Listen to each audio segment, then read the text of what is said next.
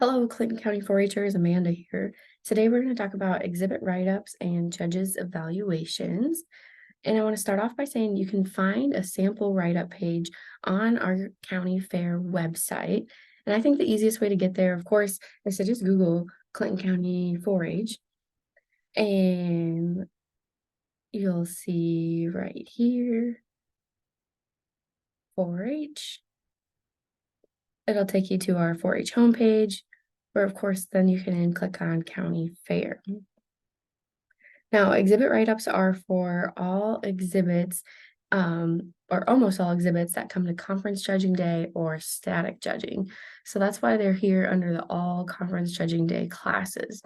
The only exception is photography. They have their own write-up, and that one's found under the creative arts section. Here's the photography write-up, photography label, and horticulture that they don't need if you're bringing like fresh cut flowers or vegetables, then they don't need a write-up either. And that's all described in the fair book. So back to the majority of all of our other classes, we have the write-up form. And like I said, this is just a sample. So there's a PDF version, Google Doc, or a Word version. So I have the PDF one pulled up here. And our Clinton County one looks like this. But like I said, it's a sample, so you don't have to use it if you don't want to, but you do need to answer these 4 questions. And this is also laid out in the fair book in the general exhibit rules for non-livestock. But using this form will help make sure that you include everything, hopefully, that the judges are looking for. So the first one here is, will you fill out the project area? So like it could be, let's say it's home improvement. Okay. So home improvement, you're the bigger, broader project area, and maybe your exhibit is that you redid a piece of furniture, like a chair. So that's the exhibit. The project area is home improvement. You'd fill out your name, the grade you completed. If you're working on it during the school year, you can put the grade that you're currently in, but it's the grade you completed. Think of when you would be taking this exhibit to the fair. Your club, of course, how many years you've had in 4-H, and then how many years you've had in the project. And this is because if you're a freshman, but it's your first time doing home improvement, the judge wants to know that because maybe you have been a 4-H member for 5 years, but this is your first year doing home improvement. So it's important to fill that one out too. Then we move on to the questions, and I do have some people say this is not enough space, and I totally agree, which is why you can always add more paper behind, or you can, like I said, use your own form too. So the first one is, what is your goals for the project? And we want to have SMART goals. I'll put a link in the description of where you can find a resource to help you with SMART goals. But remember, those are specific, measurable, attainable, realistic, and timely. So you want to know, what was your goal for the project? What steps did you take to achieve your goal? What were the most important things you learned while working towards your goal? And then what was your favorite part of creating this exhibit? Because maybe it was something that you didn't expect, or maybe it was very predictable that your favorite part of making cookies was eating the cookies.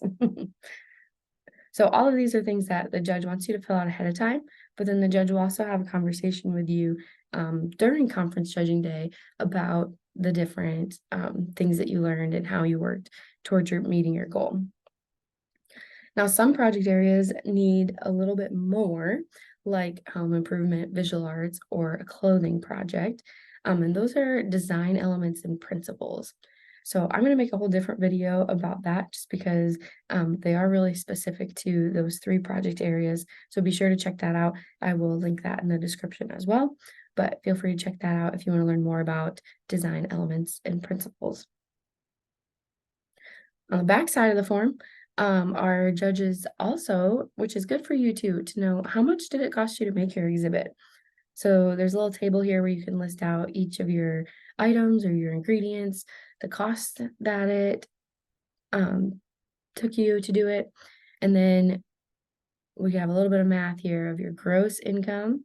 So if you made anything from it, minus your expenses equals your net income. Okay. So we're totaling up your cost, doing your gross minus the cost of it.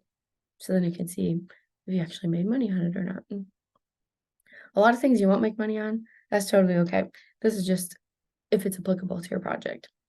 But we more want to see, okay, is it um, as expensive as you thought?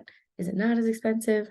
And then this is kind of interesting too about, okay, if you wanted to buy a new chair versus what did it cost you to restore your chair, this could be how much you saved.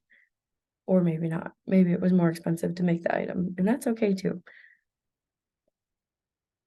Something that comes up a lot is, okay, but I already had it on hand. So should I count the cost of that or can I put the cost as zero? I would recommend not, because remember, it does cost someone something. So at some point, somebody had to buy the paint or the brushes. So if you need help doing a cost, you could do a quick Google search or see what the local Walmart has it on in stock on for the price for it, but definitely include a cost still. You can make a note that you already had it on hand, so you didn't really have to buy it, but we want to see what the true cost is if somebody else was to make this exhibit. And then there's a couple other things that I would highly recommend, like including photos. Judges love, love, love to see photos. They want to see you working on your exhibit, especially if it was one that took a while. They want to see you throughout the process. Um, so they want to see you before, during, and then of course, we love seeing a photo of you with your final finished exhibit as well. They're not technically required, but highly, highly recommended. And this is my friendly reminder too of if you use anything off Pinterest, Pinterest is not the source. You need to cite the actual source. And we do not want to use copyright or we don't want to use other people's work because we don't want to infringe on their copywriting. So we want to credit people where credit is due. Some bloggers, you need to ask for permission. And it'll say it somewhere on their website. And maybe if you have a recipe, then we need to make sure that that recipe is being cited as where it was from. If you need help with this, we have some other resources too. Or of course, I would be more than willing to help you with copyright because that is one of my least favorite tasks of having to tell an exhibit it has to go home because of copyright issues.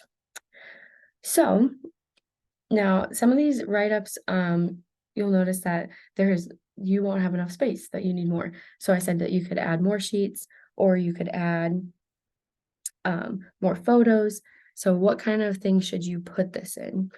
Well, I've seen people use like small binders.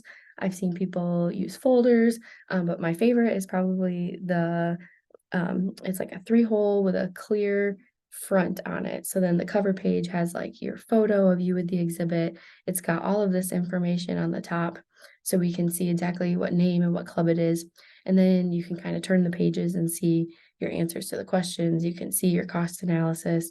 You can see all the photos, and it's all in one nice binder or it's like a folder that has a clear front on it, or a binder or just a folder, as long as it's all together. Because remember, there's lots and lots of exhibits that come to county fair. So it would be really, really helpful for all of your exhibits or for all of your write-up materials for each exhibit to be together. So then the next step is, what is the judge looking for? So if we go back to our county fair page here, you'll see here's the general 4-H exhibit form. And this is what we use for the majority of our classes, but there's some classes that have specific forms. So if you were interested in those, like photography or personal development, looks like poster, food nutrition, of course, they have lots of different ones for depending on what kind of item you're bringing. These are all linked here so you can see them. And our science, oh yes, the auto.